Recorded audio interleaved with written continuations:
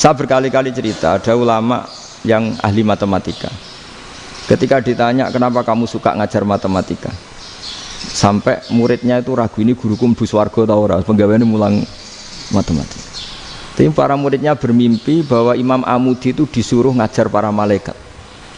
Dan itu pede betul dia. Kata Allah, ini ulama saya yang iman kepada saya setingkat iman kamu. Jadi malaikat itu tidak mungkin Gusti, kita menyaksikan langsung engkau, sementara ini di bumi nggak nyaksikan jenengan. Kenapa bisa sepede dan seyakin itu? Akhirnya Imam Amudi disuruh ngajarin matematika. Jadi Anda kalau profesor itu nanti harus sempat ngajari malaikat, itu baru benar-benar profesor. Jadi nanti di akhirat ngajari siapa? Malaikat. Jadi ada seminar yang melibatkan banyak malaikat, narasumbernya itu seorang profesor. Itu ketika kenapa engkau begitu yakin kalau Allah itu Tuhan dan Allah itu Al-Wahidus Shomad. Terus Imam Amudi mulai nulis angka gak beraturan, 2, 3, 4, 5 sampai 1 miliar, 1 triliun, semuanya gak beraturan. Kata beliau, ini wasala sa ila ma la nihayatalaha iku nisbatul far'i ilal asli. Mbok angka sebanyak apapun, 2 dibanding 1 ya far'ul wahid, 3 dibanding 1 ya far'ul wahid. Semua angka yang gak terhingga pun dibanding 1 semuanya far'ul wahid. Semua angka sebanyak apapun itu cabang dari angka 1. Fakullu hadhil awalim far'un minal wahidis shomad, yaitu Allah Subhanahu wa ta'ala. Wakil malaikat tepuk tangan, iya juga. Begitu juga ada ulama itu ahli gambar. Saya dulu ngaji sama Mbah Mun Al-Husunul Hamidiyah, itu kitabnya itu banyak gambarnya. Dan gale gambar yang ngawur betul, mangga ahli gambar.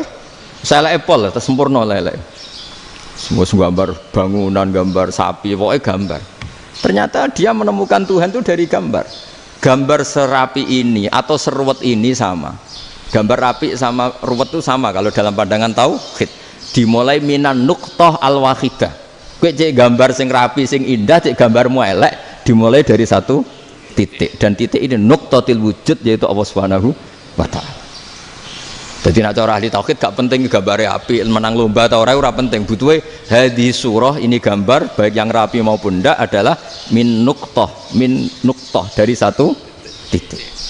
Ya, alam raya sebanyak ini mbok gambar mbok ora, cek mulai Mars sampai Jupiter kabeh semua bentuknya yang banyak ini semuanya min nuqtatil wujud, yaitu dari titik wujud, ini kok Allah Subhanahu wa ta'ala. Di sini hebatnya ulama-ulama, mbok dia pengajar matematika, mbok pengajar gambar, semuanya dipakai perangkat untuk tauhid. Nah, itu kan juga bagian dari Islam damai, Islam yang sangat tidak perlu perang untuk orang dipaksa Islam, nggak perlu provokatif kayak tadi pidatonya rektor jenengan tadi. Jadi ciri utama ilmuwan tuh kalau ngomong datar tapi logikanya nggak terbantahkan, itu ciri khas ilmuwan.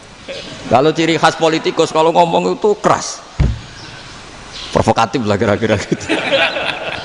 Tapi isinya biasa. Nah, saya berharap nanti semua profesor doktor itu datar tapi isinya kualitasnya bagus ini. Mentes. Jadi makanya terus kata ulama, kenapa diistilahkan balnat zifu bil haqqi? Kenapa pakai qadzafa sementara qadzafa maknanya takallama bila dalil? Maksudnya bila dalil di sini itu min ghairi ikhtiyajin ila dalilin. Kebenaran itu memang nggak butuh dalil. Apa kita perlu dalilnya apa? Buktinya apa? Kalau 3 itu cabang dari 1. Wong gendeng yakin yang takut gitu pasti orang gendeng. Wong 3 cabang dari 1 kok ditanyakan buktinya apa? Itu min awalil bidah. Pertama orang pasti tahu kalau 3 itu far'ul wahid. 1 juta juga far'ul wahid. 1 miliar juga far'ul. Gambar yang sebanyak apapun ya dimulai dari 1 titik, cek gambar benar maupun yang tidak. Akhirnya apa? Ulama dulu itu sebegitu rileks nerangkan tauhid. Lalu kenapa asma ini yang ya ini kan khas NU ya, khas pesantren.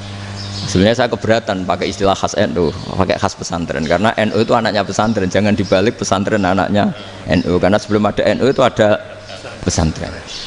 Tapi kayaknya Unisma lebih suka pakai bahasa NU dan saya ya agak-agak orderan yang terpaksa disuruh ngomong. Ini agak apa ya, agak kacau sebetulnya ini, agak kacau ini. Jadi NU itu sama pesantren itu tua pesantren. Jadi NU dilahirkan pesantren, bukan dibalik pesantren dilahirkan NU. Sehingga barokahnya didirikan pesantren ini, kadang nyuwun sewu sekali Mbah Hasyim itu kadang ide besar beliau itu ora dituruti wong NU. Jadi Mbah Hasyim cara kula kok dadi Mbah Hasyim ya mangkel. Mbah Hasyim itu ngarang meno kentong.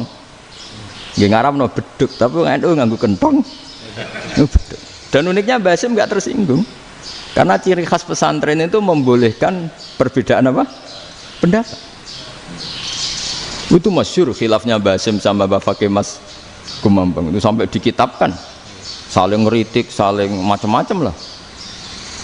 Jadi cara berpikir Mbah Hasyim ketika Nabi rembukan, ini gimana ya cara menentukan waktu sholat ya? Ya pakai kentong ya Rasulullah, zakalin nasoro itu untuk orang Nasrani. Ya pakai buk itu trompet, zakalil Yahud itu untuk orang Yahudi. Terus ada yang usul lagi pakai api ya Rasulullah, zakalil Majusi itu orang Majusi. Setelah itu ada orang datang lari-lari cerita mimpi azan tadi. Ya itu terus dipakai sarana pemanggilan sholat ya azan itu. Sehingga Mbah Hasyim menolak kentong. Karena mantas sababi qaumin fahuwa minhu. Beliau keras sekali sampai bilang haram. Beliau judulnya ya haram, al jasus antakrimin nakus.